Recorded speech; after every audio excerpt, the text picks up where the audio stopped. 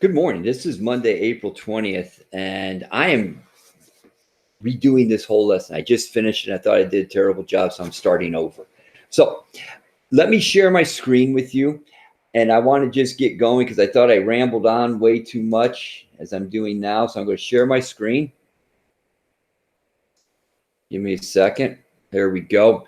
And this is what we were talking about. We were talking about how banks make money. Banks make money by making out loans. So in order for a bank to make a loan, they have to operate under this system called fractional banking. And all that means is they take a sliver of every deposit, they set it aside for loans and other needs, and they loan out the rest of the money. So because of this concept called fractional banking, the Fed, the Federal Reserve System, keeps track of our money. They keep track of our money and the money supply so they can make what's called monetary policy.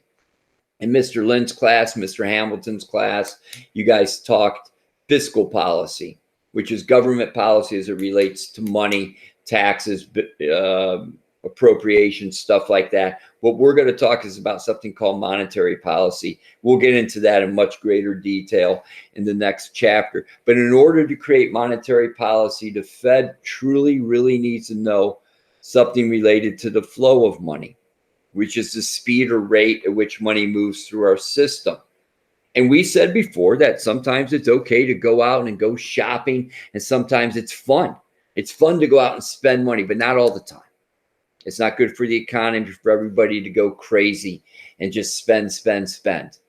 But it's also not good for the economy for people just to hoard their money and hang on to it. We have to find a balance, a mix. So the Fed needs to figure out things and create policy, not according to the stock, which is how many physical pieces exist, but according to the flow, the speed at which it moves through our system. So the Fed, trying to make policy, broke the money supply down into three categories. Now, the Fed, not very creative in this. They called the very first category M1. M1, without a doubt, is the most liquid form of money available. And what liquid means is it is the most spendable money available. It is money that I have on hand right here. I have a $1 bill. I could spend it.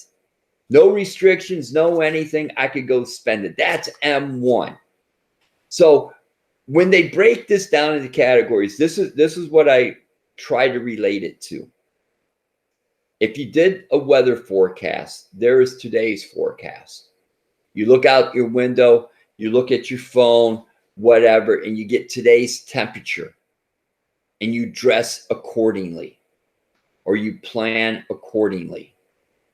So that's kind of like what M1, that is the immediate, that is the now. That is currency you have on hand. It is also traveler's checks and demand deposits. We know traveler's checks you pay for in advance, and traveler's checks are kind of old school, but we still need to keep track of them. Demand deposits are checking accounts. Other checkable accounts could be your debit card. Bottom line, all this spends. Here's what M1 is. I give you money and I get a product back in return. And we are even. We are fair. Everything's completed. I don't owe anybody else any money, etc. Let me show you something, though. Credit cards are not part of M1. And why? Because, guys, credit cards are not money. Credit cards are somewhat necessary for protection, for safety, but they are not money. They are not money, because once I use my credit card, do I walk away with an item? The answer is yes, but I haven't fully paid for the item yet. That business may get the money, but I owe the credit card company money. So you have to be careful. Credit cards are not money, never have been. They never will be. I think they're necessary in case of emergency, stuff like that, but they are not money. So if you remember going through, or if you ever looked at any of the pictures on the wall, a lot of people drew a picture of M1 as a glass of water. I got a bottle of water right here. That's the most liquid form of money that's drinkable right now, etc. Okay, so we're going to go to M2. So what M2 does, it takes all of M1. Now, if this is the weather forecast, okay, I'm not only going to take today, maybe I look at the next day or two. So today's pretty nice and we should follow suit, okay?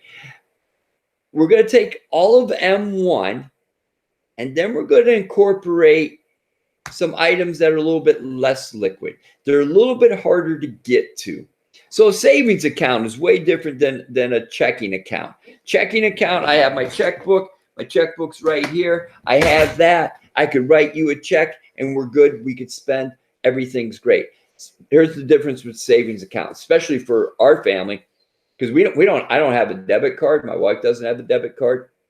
I don't have an ATM card where I could go to the machine and pull money out. So I literally physically have to go to the bank to withdraw money.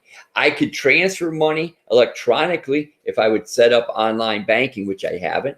And part of the reason is you just need to know yourself. I don't want easy access to my money.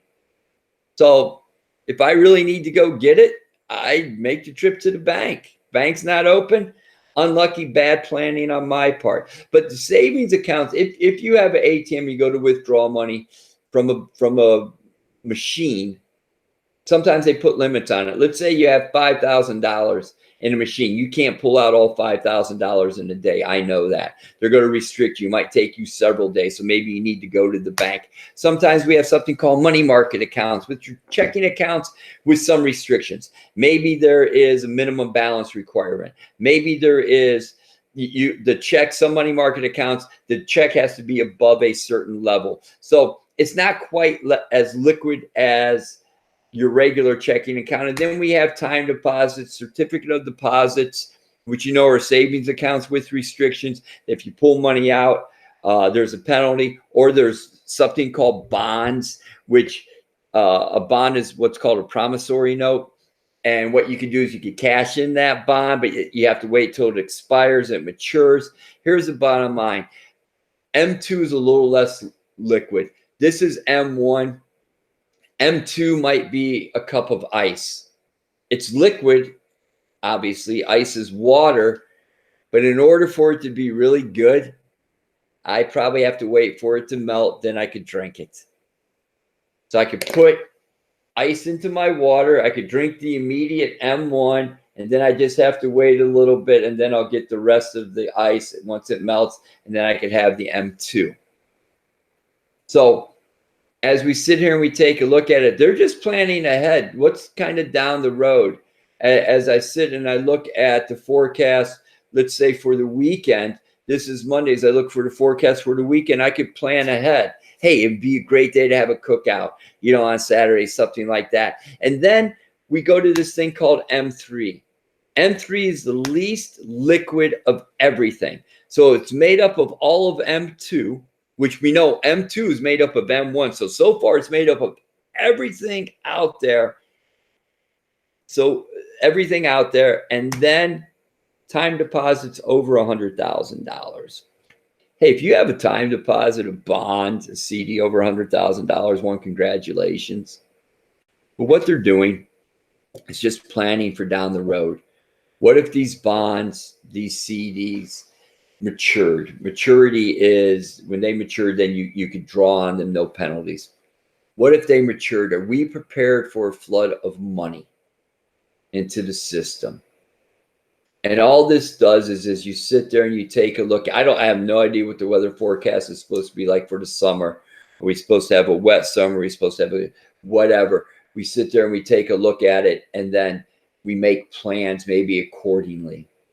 Okay, hey, it's going to be a really wet summer, or let's put it this way, it's going to be a really, really snowy winter. My snowblower is not very good.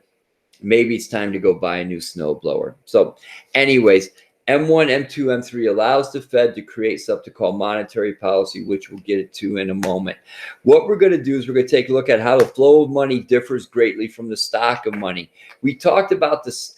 We talked about the flow of money and that banks operate under something called fractional banking. Fractional banking, again, is where they take a percentage of every deposit and they set it aside. Well, somebody would ask if we were in class, well, how much do they set aside? Well, that's a great question. They set aside a ratio. It's called the reserve ratio. That reserve ratio is this percentage. Now, here's what you don't really need to know. You don't really need to know what the percentage is, and banks are never going to tell you anyways what their percentage is. This is just explaining how the flow of money really differs from the stock of money. Guys, we all share this dollar. I just happen to have it right now.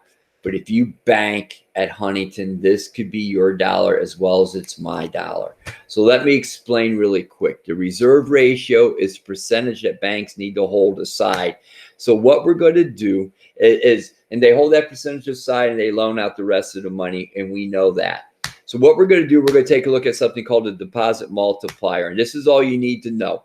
The deposit multiplier is how you can take a deposit and multiply it through the system where many people can lay claim to this $1 bill. The rest of this stuff that I'm going to show you, you don't need to write down, but I'm going to take $1,000 and turn it into a $4,000 loan without, and it's all done legally, without counterfeiting money, without stealing or anything. This is how the deposit multiplier works. That's a math formula you don't need to know. If you're in math class, maybe they'd have you calculate it. So the very first thing, we're going to make up a ratio, and the ratio is 20%, which is kind of high, but the ratio is 20%. So that means the bank must set aside 20% of all deposits. So Bank A gets $1,000 deposit. If they have to set aside 20%, they set aside 200, which means they can loan out 800. All right, they have 200 put away, they can loan out to 800. Somebody takes an $800 loan and they go and they spend it, and that person deposits it in Bank B. So that $800 loan, or that $800 out of that 1,000 was borrowed and spent. Somebody deposited that, and now they have to set aside 20%. The bank does, but it's 20% of that 800. So that's 160. And then they could go out and make a $640 loan. And you see how we go through this system. And that $1,000 so far has turned into loans of $800, 640, 512, 409, 327. And this would go down and down and down. Here's the bottom line. That $1,000 turned into $4,000 worth of loans. All legal, all everything. Things are good. That's called the deposit multiplier, or some people call it the money supply multiplier. How you can take money and multiply it through the banking system. Now, it's good. It looks clean. It looks neat. We get it. The money multiplier has a couple problems that it doesn't work quite this neatly. So let me show you. We're almost done. Let me show you the few problems that exist with the money multiplier. Here's the bottom line. Banks don't always loan out all their money. I'm going to back up real quick. They might not loan out the full $800. Maybe they need to keep some money aside just in case. Just in case what? Just in case of an emergency. Just in case something happens. It's why I keep a few bucks in my desk drawer, just in case I need money for something really quick and everything's closed down. I have some cash. So banks aren't going to loan out everything they have available to loan out due to fractional banking. They're going to loan out a lot of it, but they're going to keep some money aside. And then sometimes businesses don't always deposit all their money. If you're a cashier and you go to work and you go to get your drawer to open up your cash register, you probably have some startup money. How'd you get that startup money? You got that startup money because banks don't always deposit, or businesses don't deposit all their money. They can't. You need money to start up with. Okay? They need money for supplies. They just need money like we all need money. So businesses aren't going to deposit 100% of all their money. You got to keep some money left over. So again, banks don't loan out all their money. Businesses don't deposit all their money. But here's the biggest problem with the multiplier. It's called a default. So if you wondered why we went through the 4 C's of credit and we went through the FICO score, I went through the 4 C's of credit and I went through the FICO score and all of that because it really truly relates to you, and it kind of messes a little bit with the flow of money. If you default on a loan, that means you haven't paid back your loan. The 4 C's of credit are character, capacity, capital, and collateral. They look at those 4 things. And as they go and create their FICO score, where it takes a look at your ability or how credit worthy you are, when they go to take a look at your FICO score, the 2 largest categories they look at are the amount of money, how much money you owe, and then how responsible you've been with the money that you have in terms of, are you paying your bills on time? Guys, if you go bankrupt on a house loan, they're going to take your home. And I apologize if that's happened to anybody. They're going to take your home. But the bank's not in the clear yet. They got to sell the home. And they're going to probably not be able to sell it for what's owed on it. Okay? So the banks really scrutinize your loan applications. If you go and borrow or you buy a car and you get a loan, and you don't pay it back, they're going to repossess your car. But here again, they got to turn around, they got to sell the car, they got to do whatever. And if you have collateral out there, which is something to back up your loan, you guys, you need to pay back your loans. If you don't pay back your loans, then we run into this problem. And that's the problem, that it could cause a bank to go bankrupt. So the multiplier sounds good, but it has its issues. Okay. So what I'm going to do is we're good for today. Okay.